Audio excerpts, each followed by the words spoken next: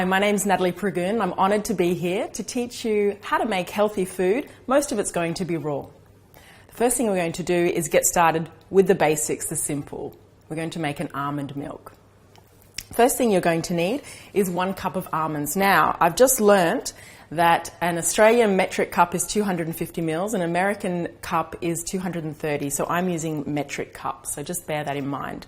So I've soaked my nuts overnight. Now the reason why you need to soak your nuts is to remove the inhibitor enzyme, and that's important because otherwise it's more difficult for the body to absorb the nutrients of the nuts. And if you think about it, a nut is a seed. This is a tree in embryo, so it doesn't sprout because it's dormant due to these inhibitor enzymes. So you soak it, and then if we were to leave it, plant it in the ground, it's going to sprout and there's a tree.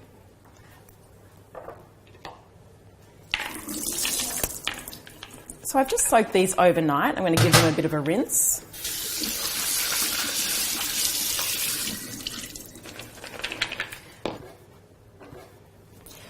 I'm going to add the nuts to 3 cups of water.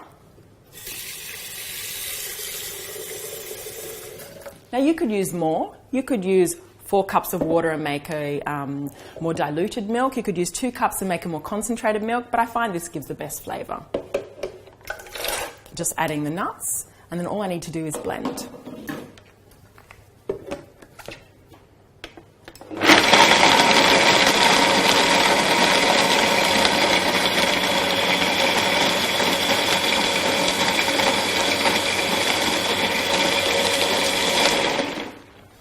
The longer you blend it, the more nutrients you're going to extract, and I'm going to use this nut pulp later on to make some crackers, so actually I want it blended finely.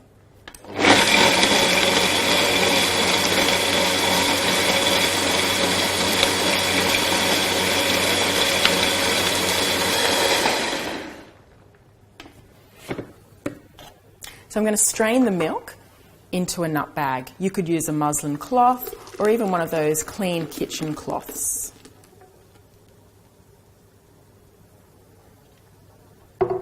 Now this is the fun part. You could just let it hang suspended from the jug, walk away and go and do something else. But I like this because it's reminiscent of, I guess, milking a real cow. I don't know if you've ever had the opportunity of doing that.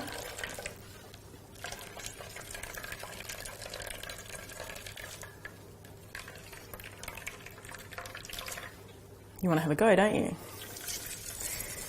Now, lots of people buy almond milks, nut milks, of a variety of kinds, cashews, hazelnuts, but it's so much more nutritionally beneficial if you make them.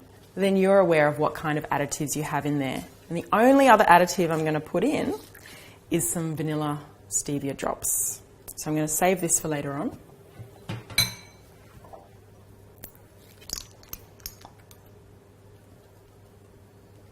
don't know, about 3 or 4. I'll talk more later on about the sugars. Give that a little bit of a mix. I'm going to pour it into a clean jar. And I've sterilised this jar just by pouring hot boiling water on top of it.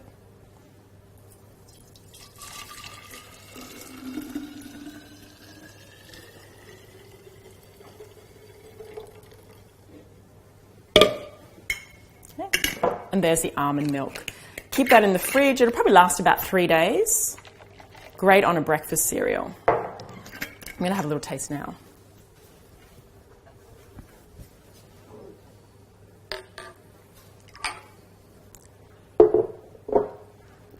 Yum. Now I've added other things in the past like a little bit of cinnamon or coconut oil, but I've actually found this is the best.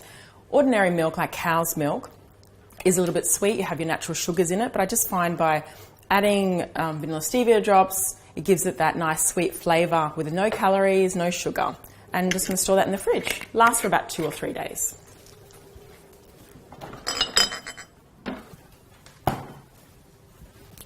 Now there's many reasons for going dairy-free. It might be because you're vegan, maybe you're lactose intolerant, or perhaps you just want to embrace a healthier lifestyle. So these recipes I'm going to show you are dairy-free, gluten-free, which means grain-free, and sugar-free. Now, when I first discovered raw food about 5 years ago, I was shouting to everyone I met, I'm like, raw food's the answer. And they were like, what was the question? I'm like, doesn't matter. Doesn't matter. Maybe you've got a bloated belly, bad skin, you're feeling depressed. If you eat raw food, you're going to have copious amounts of energy, feel clear, motivated, and you might have the same set of problems, but it feel like life is more manageable. Now, I realize this all sounds a bit altruistic, and I do live in the real world as well. But what I've realized is that the key features of a raw food diet are omitting these things that can have adverse effect on our health. One of the reasons why I like to make my own nut milk is because I want the pulp at the end. This pulp I use in desserts, I use it in crackers, and even in a pizza base. So today I'm going to use this to make 3 different types of crackers.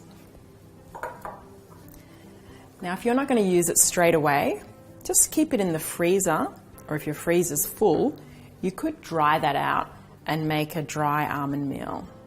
Endless possibilities.